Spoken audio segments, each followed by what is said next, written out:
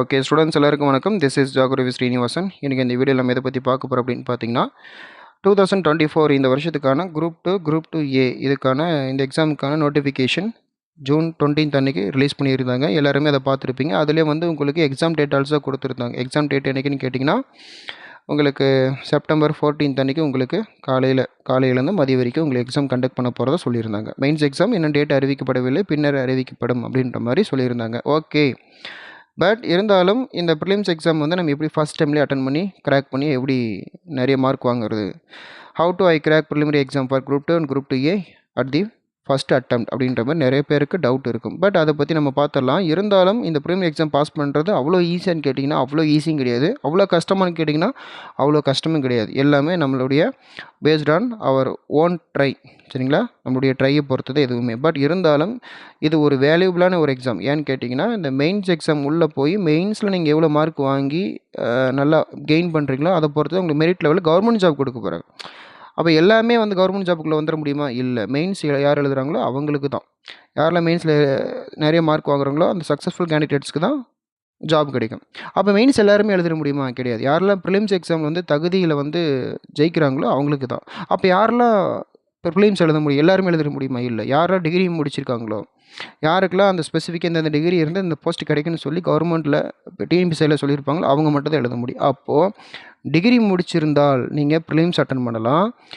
Prelims attend பண்ணி நீங்கள் ஒரு 160 பக்கமாக நீங்கள் மார்க் எடுத்துட்டிங்க அப்படின்னா தாராளமாக மெயின்ஸுக்கு நீங்கள் ப்ரிப்பேர் ஆகலாம். மெயின்ஸில் ஃபுல் அண்ட் ஃபுல்லாக நீங்கள் 300 மார்க்குக்கு நீங்கள் எவ்வளோ கெயின் பண்ணுறீங்களோ கெயின் பண்ணிட்டீங்கன்னா தாராளமாக நீங்கள் என்ன பண்ணலாம், கம்யூனிட்டி பேஸ்டில் உங்களுடைய அடிஷ்னல் குவாலிஃபிகேஷன் அடிப்படையில் தாராளமாக நீங்கள் கவர்மெண்ட் வேலைக்கு போகலாம், சரிங்களா? கவர்மெண்ட் ஜாபுக்கு போகலாம். இதுதான் ப்ரொசீஜர். அப்போ நீங்கள் என்ன பண்ணணும், கவர்மெண்ட் ஜாப் வாங்கணுன்னா ஃபஸ்ட்டு நீங்கள் ப்ரிலிம்ஸ் பாஸ் பண்ணணும். அடுத்த கட்டமாக மெயின்ஸ் போவீங்க. மெயின்ஸும் பாஸ் பண்ணி அதிகமான மார்க் வாங்கணும். அடுத்த கட்டமாக தான் ஜாப். அப்போது மெயின்ஸுக்கும் ஜாபுக்கும் இடையில் இன்டர்வியூன்றது கிடையாது. அது குரூப் 2 ஆகட்டும் குரூப் 2A ஆகட்டும் 2 பேருக்குமே இன்டர்வியூன்றது கிடையாது. ஓகேங்களா? சரி, அப்படிப்பட்ட ஒரு முக்கியமான ப்ரிலிம்ஸ் எக்ஸாம் பற்றின பேட்டர்ன் நம்ம இன்றைக்கி பார்த்துடலாம். ப்ரிலிம்ஸ் எக்ஸாம் பேட்டர்ன் பற்றி நம்ம பார்த்துடலாம். ப்ரிலிம்ஸ் எக்ஸாம் பொறுத்த வரைக்கும் நான் முன்னாடியே சொல்லியிருப்பேன், 200 கேள்விகள் அடங்கிய வினாத்தாள்கள் தொகுப்பு கொடுப்பாங்க. ஆக மொத்தம் நீங்கள் 300 மார்க்கு எழுதிட்டு வருவீங்க. அதாவது ஒரு சரியான கொஷின்ஸ்க்கு 1.5 மார்க் அவங்க ப்ரொவைட் பண்ணுவாங்கன்னு சொல்லி 1000 தடவை சொல்லிட்டேன். பட் இருந்தாலும் ஞாபகப்படுத்த வேண்டியது என்னுடைய கடமை. ஓகே, இப்போ பொறுத்த வரைக்கும் இந்த 200 கொஷின் அப்படின்றது நீங்கள் ப்ரிலிம்ஸ் எக்ஸாமில் எழுதிட்டு வருவீங்க இல்லையா? அப்போது ப்ரிலிம்ஸில் நீங்கள் 200 கொஷினுக்கு சரியாக அட்டன் பண்ணப்பட்ட கொஷின்கள் எண்ணிக்கை இருக்குல்லையா, அதுதான் உங்களுடைய கட் ஆஃப். அப்போ அந்த கட் ஆஃபில் நம்ம எவ்வளோ ஸ்கோர் பண்ணியிருந்தால் நம்ம மெயின்ஸ்க்கு நல்லா தாராளமாக படிக்கலாம் அப்படின்னு கேட்டிங்கன்னா 165 ப்ளஸ் எடுத்துருந்தீங்கன்னா தாராளமாக நீங்கள் ப்ரிலிம்ஸ் எக்ஸாம் ரிசல்ட் வருவதற்கு முன்பாகவே நீங்கள் என்ன பண்ணலாம், மெயின்ஸ் எக்ஸாமுக்கு தாராளமாக படிக்கலாம். சரி, ஓகே. இப்போ ப்ரிலிம்ஸ் எக்ஸாம் வரும். ப்ரிலிம்ஸ் வந்தாச்சு. இப்போ என்ன மாதிரியான மெட்டீரியல் வந்து நான் கலெக்ட் பண்ணி படிக்கணும் அப்படின்னு கேட்குப்பீங்க. சொல்லிடலாம். ஃபஸ்ட் நீங்கள் சிலபஸ் வந்து நீங்கள் பிரிண்ட் அவுட் போடணும். சிலபஸ் பொறுத்த வரைக்கும் நீங்கள் என்ன பண்ணணும், எல்லாமே பிரிண்ட் அவுட் போட்டு வச்சுக்கணும்.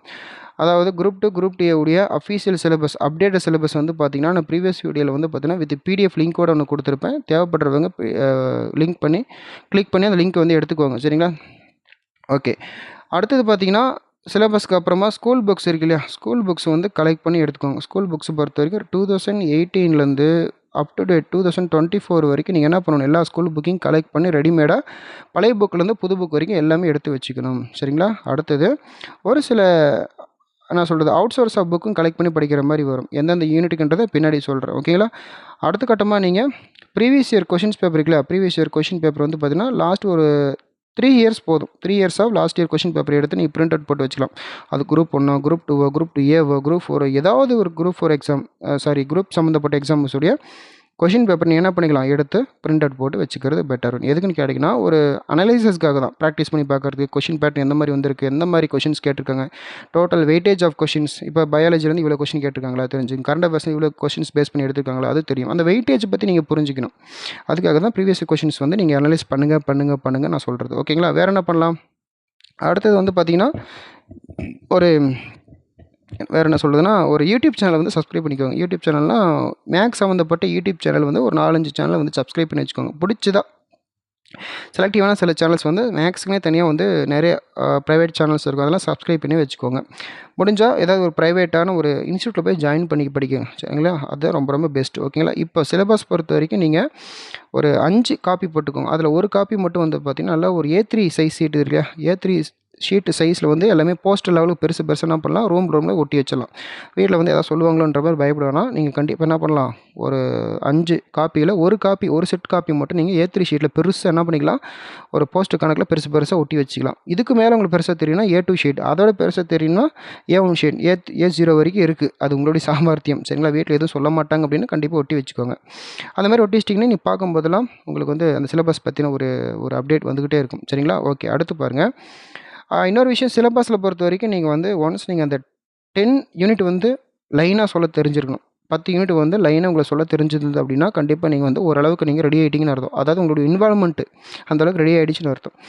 ஓகே, அடுத்து பாருங்கள். ஸ்கூல் புக்கு பொறுத்த வரைக்கும் நீங்கள் எல்லா புக்ஸுமே கலெக்ட் பண்ணி படிக்கணும். வாங்கி வச்சா பத்தாது. ஃபஸ்ட்டு நீங்கள் என்ன பண்ணணும், பழைய புக்கு தான் ஃபஸ்ட்டு ஸ்டார்ட் பண்ணணும். பழைய புக்கை புது புக்குன்னு கிடையாது, பழைய புக்கை ஸ்டார்ட் பண்ணணும். புது புக்கை கொஞ்சம் கொஞ்சமாக அப்படியே வரணும், சரிங்களா? ஓகே, அதேமாதிரி நோட்ஸ் வந்து அலைன்மெண்ட்டை கரெக்டாக எடுக்கணும். நீங்கள் வீட்டில் வந்து உட்காந்து படிக்கக்கூடிய எல்லாமே பென்சில் வச்சு எல்லாமே அண்டர்லைன் பண்ணி படிக்கணும், சரிங்களா? ஓகே, அதேமாதிரி பார்த்தீங்கன்னா இங்கே இன்ஸ்டியூட் போய் படிக்கிற மாதிரி இருந்தாலும் நீங்கள் அந்தந்த கிளாஸுக்கு தேவையான புக்ஸ் எல்லாம் எடுத்துகிட்டு போயிடணும், சரிங்களா? மொபைலில் பிடிஎஃப்ல இருக்குது அப்படின்ற மாதிரிலாம் கட்டுக்கதை கட்டக்கூடாது. என்ன தேவையோ கைப்பட நீங்கள் மேனுவலாக புக் எடுத்துகிட்டு போகிறதா உங்களுடைய சேஃப்டிக்கு நல்லது, ஓகேங்களா? சரி, வேறு என்ன பண்ணலாம், வேறு என்ன பண்ணி நான் வந்து எக்ஸாம் வந்து கிளியர் பண்ணலாம் அப்படின்னு பார்த்தீங்கன்னா எல்லாம் ஓகே. இப்போ என்ன பண்ணலாம்னு பார்த்தீங்கன்னா, எந்தெந்த சப்ஜெக்ட்டுக்கு நான் முக்கியத்துவம் கொடுக்கணும் அப்படின்னு பார்த்துடலாம், சரிங்களா? எந்தெந்த சப்ஜெக்ட்டுக்கு அதிக முக்கியத்துவம் அப்படின்னு சொல்லி பார்க்கும்போது பாருங்கள், நீங்கள் தமிழ் அண்டு மேக்ஸ் ரெண்டுக்குமே வந்து பார்த்தீங்கன்னா ரெண்டும் சேர்த்து நீங்கள் 115 மார்க் எடுத்தாகணும். எப்படி இது பாசிபிள்? தமிழ் பொறுத்த வரைக்கும் நீங்கள் 90லேருந்து ஒரு 93 மார்க் வாங்கியிருக்கணும். மேக்ஸை பொறுத்த வரைக்கும் நீங்கள் எவ்வளோ வாங்கியிருக்கணும், ஒரு 20 டு 23 மார்க் வாங்கியிருக்கணும், சரிங்களா? ஓகே, அப்போது ஒரு 6, ஒரு 11, சரிங்களா? பாருங்கள், ஒரு மார்க் எக்ஸ்ட்ராவே கிடச்சிருச்சு. அப்போ நீங்கள் தமிழ் ஒரு 93 மார்க் வாங்கியிருக்கணும், மேக்ஸ் பொறுத்த வரைக்கும் 23 வாங்கியிருக்கணும். ஆக மொத்தம் 116 மார்க் ப்ளஸ் ஒரு ஜிஎஸ் எடுத்துக்கோங்க. ஜிஎஸ்சில் எவ்வளோ கேட்டிருப்பாங்க, 75 மார்க் கேட்டிருப்பாங்க. நீங்கள் அப் டு ஒரு 60 மார்க் வாங்கினா கூட போதும்.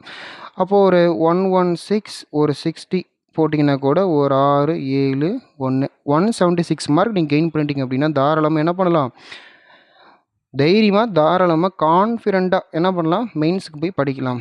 ஏன்னா இவ்வளோ மார்க் கெயின் பண்ணுறவங்களுக்கு தெரியும் உண்மையான மார்க் என்னென்னு. ஏன்னா சில பேர் அரைக்குறையாக படிச்சுட்டு ஆன்சர் கீ வரட்டும் அதுக்கப்புறமா நான் போயிட்டு மெயின்ஸுக்கு நான் ப்ரிப்பேர் பண்ணுறேன் அப்படின்னு சொல்லி உட்காந்துருப்பாங்க. ஏன்னா அவங்களுக்கு படித்ததுக்கான லெவலே அவ்வளோதான். ஆனால் நல்லா விழுந்து படித்தவங்களுக்கு தெரியும் எந்தெந்த கொஷின் எந்தெந்த புக்கில் இடம் பெற்றிருக்கு, மொத்த கேள்வி எண்ணிக்கை சரி, எத்தனை அட்டன் பண்ணியிருக்கேன் அப்படின்னு சொல்லிட்டு. ஏன்னா அவங்களுக்கு பொறுத்த வரைக்கும் ஒரிஜினல் ஆன்சருக்கே தேவையில்லை, அவங்க கூட்டி கழித்து பார்த்துருப்பாங்க, ஒரு ப்ரெடிக்ஷன் பண்ணியிருப்பாங்க, இவ்வளோ மார்க் எனக்கு வருண்டா, ஒரு மோரல்லஸ் 2 மார்க் 3 மார்க் முன்ன பண்ணி இருந்தாலும் அழகாக கணிச்சு வச்சுருப்பாங்க. அப்போ அவங்களுக்கு வந்து உண்மையான ஆன்சருக்கு வர்றதுக்கு முன்பாகவே ஒரு கொஷின் கேட்கும்போது இந்த பேஜில் இத்தனாவது நம்பர் யூனிட்டில் இத்தனாவது பேராகிராஃபில் இந்த வரிகள் வந்து ஆன்சராக இருக்குன்னு சொல்லி பார்க்காம சொல்லிடுவாங்க. சொல்லப்போனால் அவங்களுக்கு ஹேட் டு ஸ்டடி தேவைப்படாது, ஃபிங்கர் டிப்பில் வச்சுருப்பாங்க. அந்த மாதிரியான ஸ்டூடெண்ட்டால் தான் 170+ எடுக்க முடியும். அப்போ அந்த மாதிரி ஸ்டூடெண்ட்டால் தான் மெயின்ஸில் ஈஸியாக கிராக் பண்ண முடியும், சரிங்களா? நம்ம அந்த மாதிரி ஸ்டூடெண்ட் தான் நமக்கு தேவைப்படுறாங்க, சரிங்களா? ஓகே, அந்த மாதிரி ஸ்டூடெண்ட் நீங்கள் மாறணும். அப்போ என்ன பண்ணலாம், எப்படி நான் ஜிஎஸ் படிக்கிறது? இப்போ தமிழுக்கு வந்து இம்பார்ட்டன்ஸ் கொடுக்க சொன்னீங்க, சரி. தமிழ் பொறுத்த வரைக்கும் எப்படி நான் படிக்கிறது, எப்படி நான் வந்து நீங்கள் சொன்ன மாதிரி 90 முதல் 93 மார்க் வாங்குறது அது சாதாரண விஷயமா? எம்ஏ தமிழ் படிச்சிருந்த ஸ்டூடெண்ட்ஸ் வந்தால் கூட 100க்கு 90 மேலே வாங்க முடியாது சார், எப்படி சார் இது பாசிபிள்னு கேட்கலாம். கண்டிப்பாக இது பாசிபிள். எப்படின்னு கேட்டிங்கன்னா, தமிழை பொறுத்த வரைக்கும் ஒரு நிமிஷம், தமிழை பொறுத்த வரைக்கும் நீங்கள் என்ன பண்ணணும் அப்படின்னு பார்த்தீங்கன்னா, 6th +2 வரைக்கும் எல்லா புக்ஸும் கலெக்ட் பண்ணிக்கணும். 6th +2 வரைக்கும் தமிழ் மட்டும் செப்பரேட்டாக எடுத்து படிக்கணும், மங்குன்னு படிக்கணும், பேய் மாதிரி படிக்கணும். அடுத்தது ரெண்டாவது வந்து பார்த்திங்கன்னா, உங்களுக்கு மேக்ஸ் பொறுத்த வரைக்கும் நீங்கள் ஒரு 3 to 5 years ஆஃப் கொஷின்ஸ் வந்து நீங்கள் புக்லெட்டை எடுத்து நீங்கள் இப்போ ஸ்பைரல் பண்ணி வச்சுக்கிட்டு என்ன பண்ணணும், அதில் வரக்கூடிய ப்ரீவியஸ் கொஷின்ஸ் வந்து நீங்கள் சால்வ் பண்ணிக்கிட்டே இருக்கணும், ப்ராக்டிஸ் பண்ணிகிட்டே இருக்கணும், டெஸ்ட் அட்டன் பண்ணிகிட்டே இருக்கணும், ட்ரைனிங் எடுத்துக்கிட்டே இருக்கணும். அப்புறமா மேக்ஸ் ஒரு ஐடியா கிடச்சதுக்கு அப்புறமா நீங்கள் புக் பேக் கொஷின் இருக்கு இல்லையா, புக் பேக் கொஷின்ஸ் வந்து ட்ரை பண்ணலாம், புக் பேக் கொஷின்ஸ் வந்து சால்வ் பண்ணலாம். ஒரு குரூப் டிஸ்கஷன் கலந்து பேசிச்சு என்ன பண்ணலாம், ஆளுக்கு ஒரு 10 கேள்வி மாற்றி சால்வ் பண்ணி எழுதிக்கணும். இந்த உனக்கு ஒரு 10 கேள்வி நான் எழுதி கொடுக்குறேன், நீ சால்வ் பண்ணு, எனக்கு ஒரு 10 கேள்வி எழுதி கொடு, அதை சால்வ் பண்ணு. அந்த மாதிரி குரூப் டிஸ்கஷன் பண்ணி ப்ராப்ளத்தை சால்வ் பண்ணலாம் மேக்ஸ் பொறுத்த வரைக்கும், சரிங்களா? இந்த மாதிரி பண்ணலாம். சில யூடியூப் சேனல்ஸ் வந்து நீங்களே சப்ஸ்கிரைப் பண்ணி வச்சு அதுலேயும் சில மாடல் கொஷின்ஸ் வந்து சால்வ் பண்ணலாம், அந்த மாதிரி பண்ணலாம். ஸோ 2 சேர்த்து பண்ணிங்கன்னா விடாமுயற்சியின் மூலியமாக தமிழ் பொறுத்த வரைக்கும் நான் சொன்ன மாதிரி ஒரு 90+ எடுக்கலாம். மேக்ஸ் பொறுத்த வரைக்கும் நீங்கள் எவ்வளோ எடுக்கலாம், ஒரு 25க்கு 22னே கூட வச்சுப்போமே, 22னே கூட வச்சுப்போம். ஒரு 2 ஒரு 11 112 மார்க்.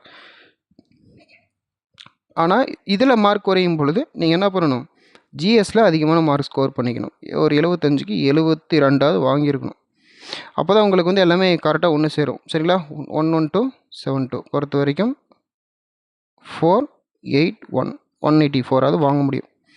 எதுலேயுமே எதுவுமே சலிச்சதில்லை, எல்லாமே நல்லா ஃபுல் ஸ்கோர் வாங்குற மாதிரி தான் படிக்கணும். சரிங்களா? அப்படி பார்க்கும்போது நீங்கள் மேக்ஸையும் விட்டு தரக்கூடாது, தமிழையும் விட்டு தரக்கூடாது. அந்த அளவுக்கு வாங்கும்போது பேய் மாதிரி படிக்கணும். சரிங்களா? ஸோ அந்த வகையில் பார்க்கும்போது ரொம்பவே முக்கியம். எல்லா பாடமே ரொம்ப ரொம்ப முக்கியம். சரிங்களா? ஓகே, இப்போ அடுத்த கட்டமாக இந்த எக்ஸாம் பொறுத்த வரைக்கும் ஜிஎஸ் எப்படி படிக்கிறது, ஜிஎஸ் பொறுத்த வரைக்கும் நம்ம எப்படி படிக்கலாம் அப்படின்னு கேட்டிங்கன்னா, சிலபஸ்லேயே இருக்கும். 1லேருந்து 9 யூனிட் வரைக்கும் உங்களுக்கு ஒரு ஜிகே தான் இருக்கும். சரிங்களா? அது லாஸ்ட்டாக 10வது யூனிட் வருது பார்த்தீங்களா, 10th யூனிட் வந்து பார்த்திங்கன்னா உங்களுக்கு மேக்ஸ் அண்டு மென்டல் எபிலிட்டி வரும். சரிங்களா? ஓகே, அப்போது ஜிஎஸை பொறுத்த வரைக்கும் உங்களுக்கு எவ்வளோ கொஷின்ஸ் கேட்பாங்க, 1 செகண்ட். ஜிஎஸை பொறுத்த வரைக்கும் உங்களுக்கு 75 கொஷின்ஸ் கேட்பாங்க. சரிங்களா? மேக்ஸ் பொறுத்த வரைக்கும் 25 கொஷின்ஸ் கேட்பாங்க. தமிழ் பொறுத்த வரைக்கும் 100 கொஷின்ஸ் கேட்பாங்க. அப்போது ஜிஎஸ்சில் இருக்கக்கூடிய 75 கொஷின்ஸ் எப்படி ஸ்ப்ளிட் பண்ணி படிக்கலாம் அப்படின்னு பார்த்தீங்கன்னா, முதல்ல உங்களுக்கு வந்து ஒரு 30 கொஷின்ஸ் வந்து எஸ்எஸ்எல்சி தரத்தில் கேட்பாங்க. எஸ்எஸ்எல்சி அப்படின்னா 10ஆம் வகுப்பு தரத்தில் கேட்பாங்க.